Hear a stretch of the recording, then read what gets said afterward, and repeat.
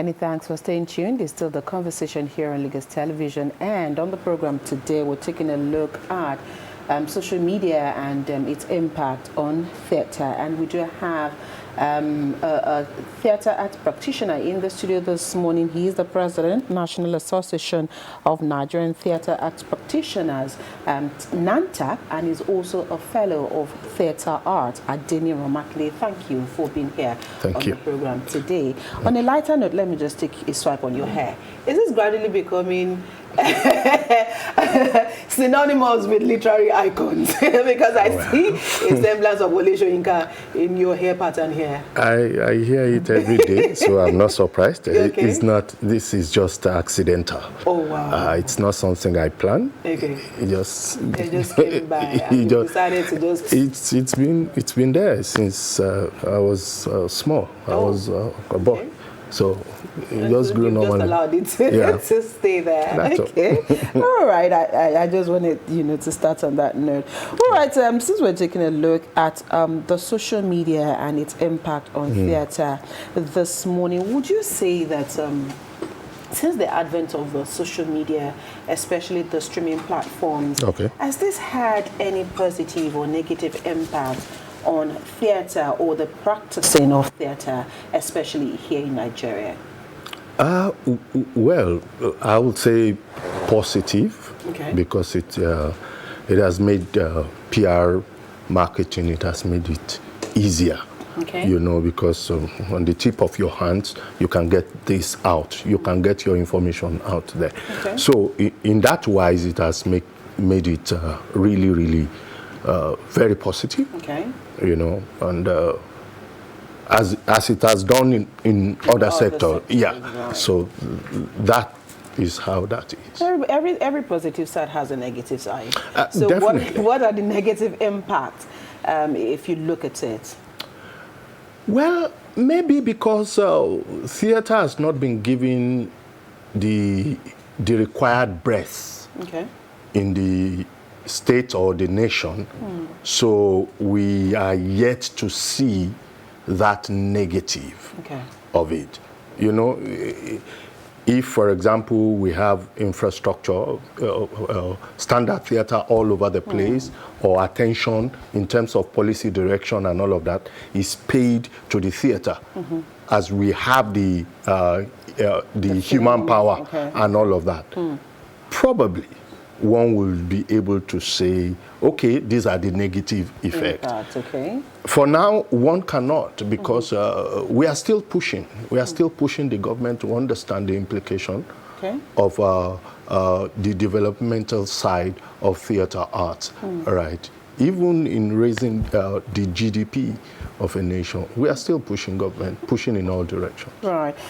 And so let's build on the positivity then, because again, that seems to be more positive here than the negative side. So if you take a look at exposure and accessibility to information about stage plays, stage performances, and what the social media, how you're leveraging on the social media at the moment, would you say that that is also giving the theatre some kind of drawing or luring people to want to come and see more of those stage performances when they come on board? Certainly. Like I said, the marketing, the PR of it is great now, because it is easier for people. You will see that the traditional pasting all over the place for theatre is disappearing. Right. It is because you have social media where you can easily do your bill and before you know it, it's in the hands of millions. You get. So in that aspect, is making it easier. Then it depends on your own expert knowing of how to manipulate or use the social media, because that is another. That's why you have influencers all over the place, the business of it and all that. So I would say it's really, like I said, it's making it interesting. Audience are having information as at when required and all of that. But the reason the impact has not been felt the way it should be is because of policy, lack of proper policy to push the theater industry itself. Yes. All right, in a bit, I'd want us to also talk about audience engagement, but let me just build on what you said earlier. Now, I'm glad that you did mention that, depending on who is using those platforms, it also matters a great deal. Yeah. So would you say that, again, because if you also look at the industry, you would agree with me that there are millennials or the Gen Zs also in the industry at the moment. So do you think that the social media platforms are also quite accessible to the old foxes in the game? So are they also using the platforms like they should, or are they also having issues blending into the socials as a powerful tool for reaching into the audience? The old guys are gradually coming on. It was a bit of a challenge for them. If you compare to how the Gen Zs, the new ones, are really pushing it. They are more there. The old ones are now accepting their reality. Okay. That it seems that's the new normal. Yeah, we have to just comply. And some of them are coming up really very smart, because this is what we are left with. Right. Like I said, one will not be able to, in light of the engagement with the theater, one will not be able to say so much of negativity, because the policy, the lifting that the theater needs in itself, in terms of grants, in terms of funding, in terms of infrastructure, right, it's still not there. Okay. And to think that theater is the very first base, right, for every performative art. Right. It's like the real workshop where everybody, if you are going into that industry, whether film or whatever, you need to just pass through there. Right. And to think that that is what is really underfunded, not paid attention to in a nation like this, where you have more of the Gen Zs, where you have more of the young guys coming up. Right. So one begins to wonder, because the social media platform would have done more in helping to boost all of it and push it to the top. Are you worried that, this level of neglect, like you'd like to put it, because again, you've said here more than twice or three times that there is the enabling environment is really not there. It's not there. Especially for theater, yes, practicing, those, of course, practitioners.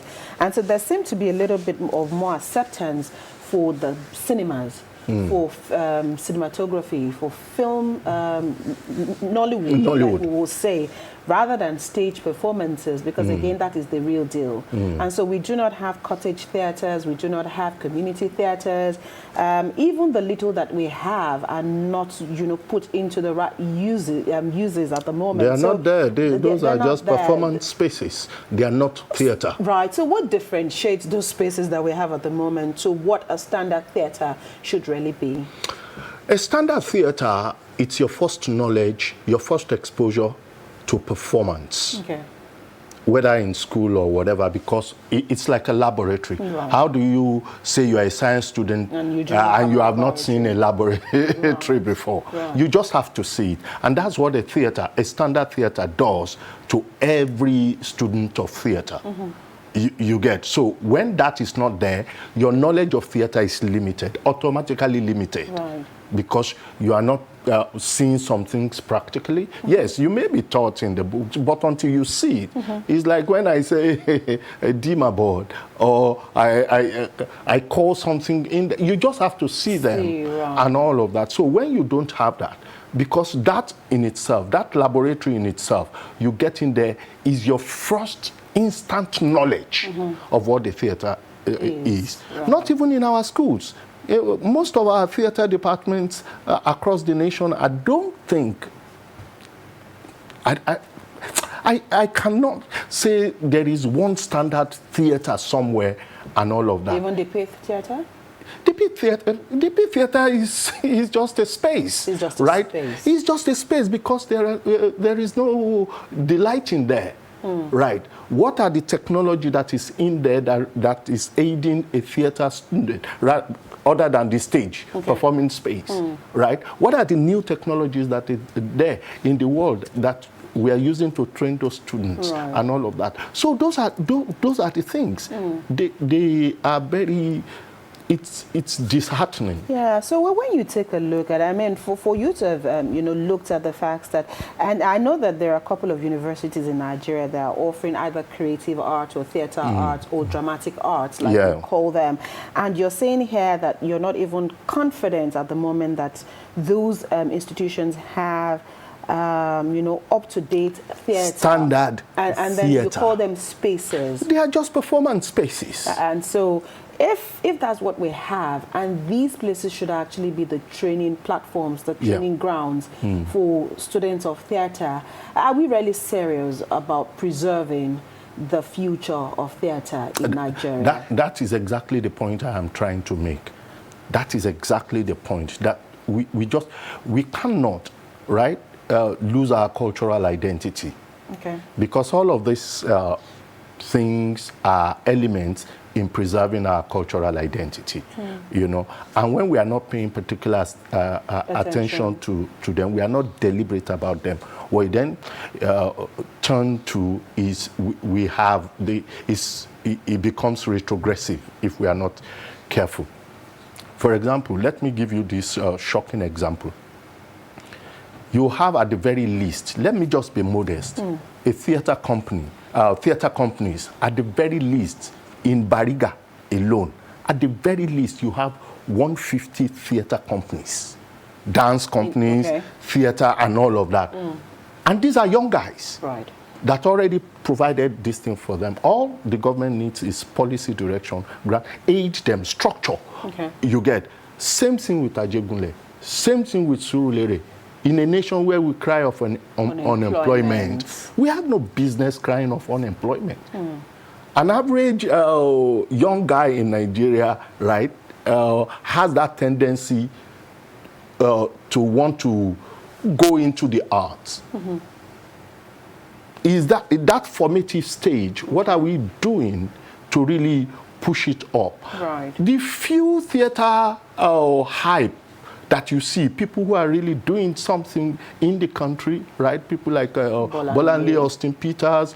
We have a couple of producers, the Lufodos, that's Joker Jacob. They are the one running the Glover Hall Memorial now. And few of those producers all over the place. We have... we also use the Freedom Park. The Freedom Park. Those are private energies. Those are private energies, people who are doing so much, holding forth. There are a lot of people who have done this. You want to talk of the Sam Loco, right? Ben Tomoloju. Ben Tomoloju is still there, practicing. There is the... you see, the advent of Nollywood is a theater. Yes, I may bold to say that's the platform. 80% of those who later came into bringing forth Nollywood is the people from the theater, because from our universities it used to be theater all over the place, creative arts and all of that. That was how things grew. And these are the people who by themselves, even till date, Nollywood is still crying, right? For lack of proper environment for practice. Right? In terms of the noise and all over the place, it's there, right? They are doing great with social media. You will see that their social media hype is even bigger than what they are even doing now.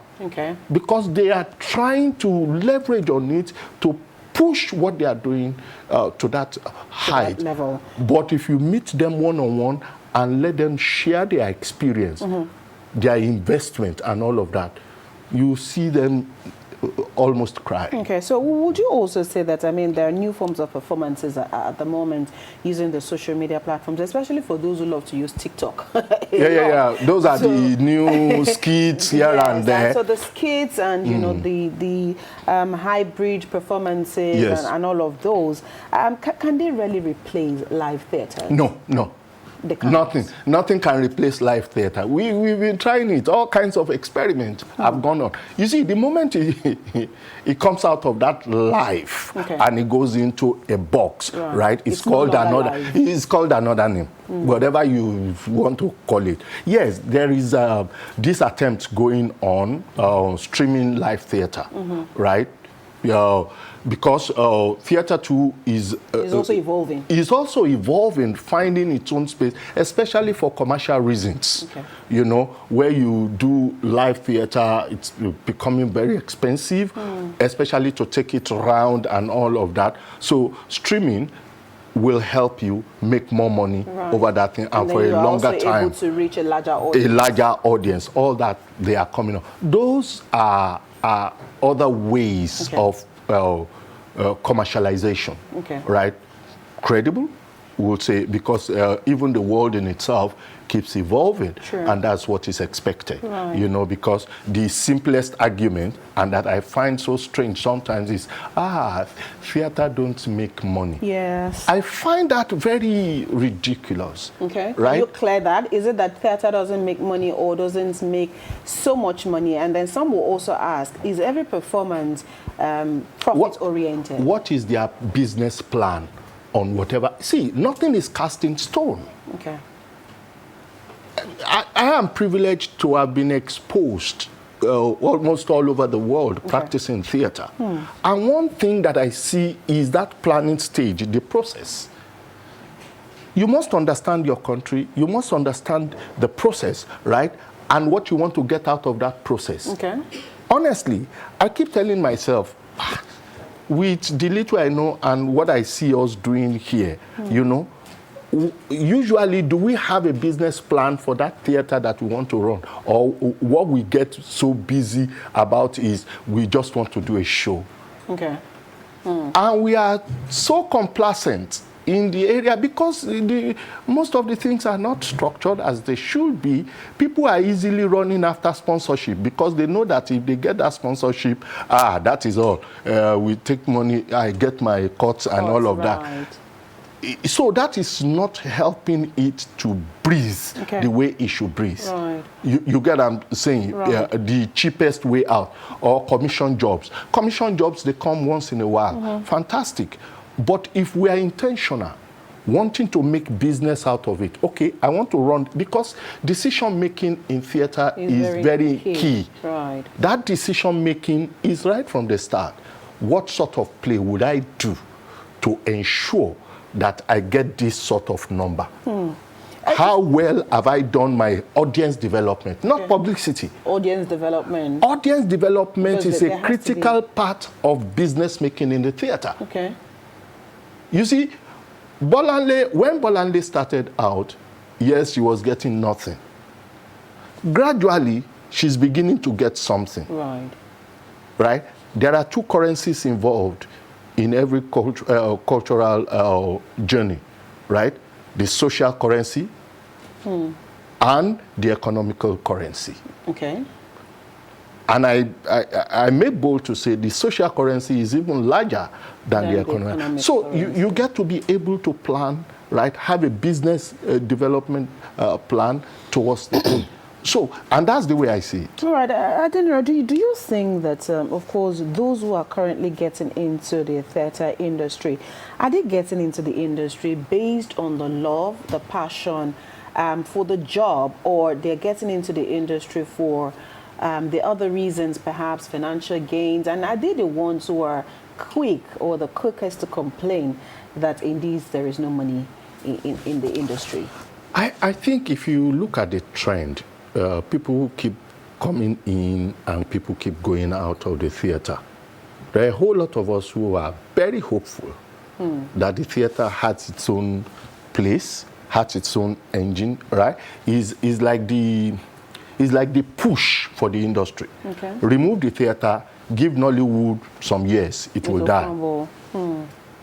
Like I said, it's the laboratory. You see, if the government wants to promote the arts and culture, it needs first and foremost to begin to spend money into preserving the theater, because it's the capacity building base for the for the industry. Right. You know. So from what you've mentioned now, and I'm just going to take you back to what you mentioned earlier, talking about government's capacity building, no standard theaters and all of that. We know that the Bankers Committee had taken up the you chuckled once I started talking about that. It's our new thing in the industry. In the industry, talking about the revamping of that iconic place, talking about the National Theatre.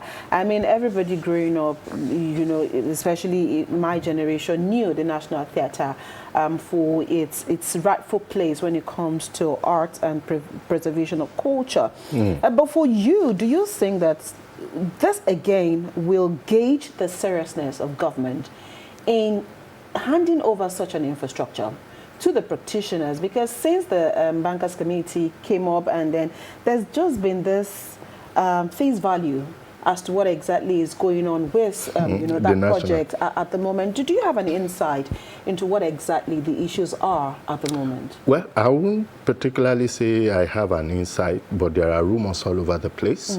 And if we want to go by the rumors that we have out there, that the Bankers Committee wants to run the National Theatre by themselves after renovation.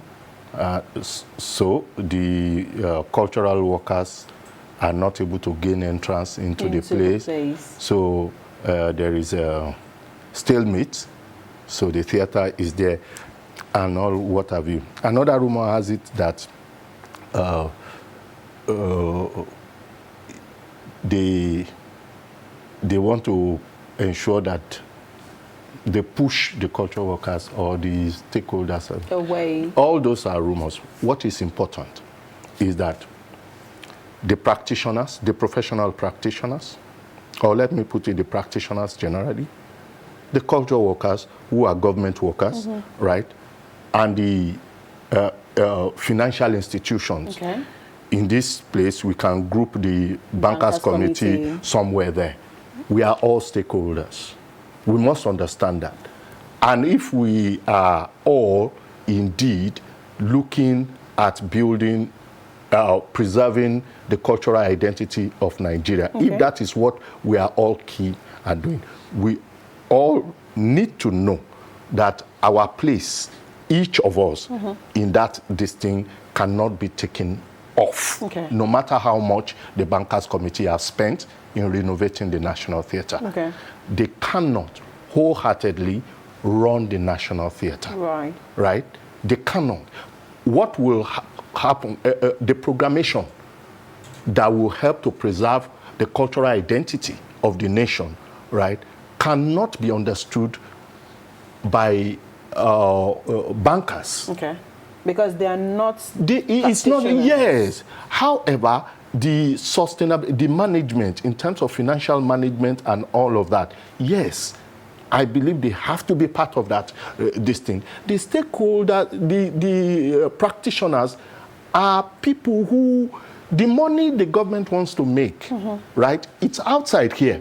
Yeah. You get. You're just going to need that edifice to draw the money. To draw the money. And how do you draw the money? The people who work for the content are the professionals. The partnership between the professionals and the practitioners and the government worker, the cultural workers, right, is what eventually the financial institution plan a business model around. To make money and to sell it all across the world. This is the engagement.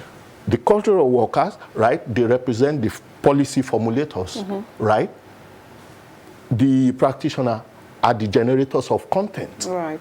That partnership between both is essential for the business institution, the financial, to thrive, to look at it and then begin to design business formulas that will make around it that makes it bring money. So, I mean, you've been talking about government, and you know, there's always this mindset that when we talk about government, it's usually the federal government.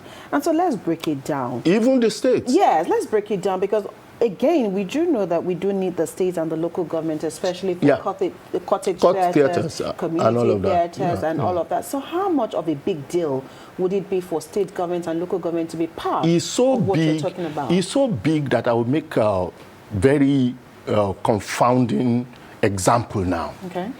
Lagos State Council for Arts and Culture, by its nomenclature, is a council.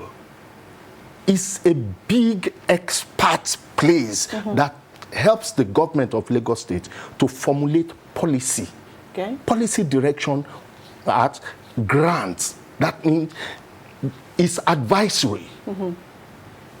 The ministry cannot move except the advice. But presently is more of a cultural center than a council. Even cultural centers, some cultural centers outside of here, they do better. And I say it's a confounding example because if the base is not sitting properly, be rest assured that whatever you put on top of it will not sit. And that's the situation we have, right? Some of the theaters that the government, I think the government of Ambodi built, I think some community theaters. Go back to those performance spaces and what they have made of them. That tells you what the entire thing is all about. You don't want to talk of the local government. If the state in itself, the properties is managing in that area is not much other than hype. Right? So what do you expect of the local government? So as we wrap up this conversation today, I know that you're very optimistic that no matter how bad the situation is at the moment, there's light at the end of the tunnel for the theatre industry in Nigeria. So what are you hoping to see change for that future to come as fast as possible? It's policy direction. And that's why I will keep calling the government. For me, I don't too much believe in government throwing money at the industry like that. You are throwing money at something that you have not structured. So there has to be proper structure. The money will just be flying. The individuals will take the money. So it is easy for the government to say, we help somebody, we help. Yeah, you will be doing that help. But you don't have plan for that person to even grow. The person has spent the money. So when we have policy direction, and that can only be done by government. When those are in place and proper execution of those policies, the government have to be intentional.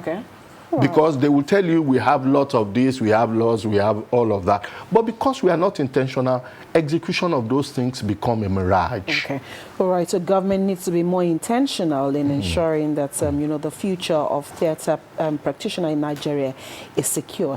Thank you so much, Adeniran Makinde, FTA, President NANTAP, for finding time to be with us on the program. Thank you for having me. We've been speaking with our guest here on the program today, and he's taking us through the conscious efforts that government and, of course, Nigerians, because the government cannot do it alone. We also have to be part of the process, because when policies are made, we are the ones that would go to the theaters to watch the production. So it's comme ça. We all need to be involved here.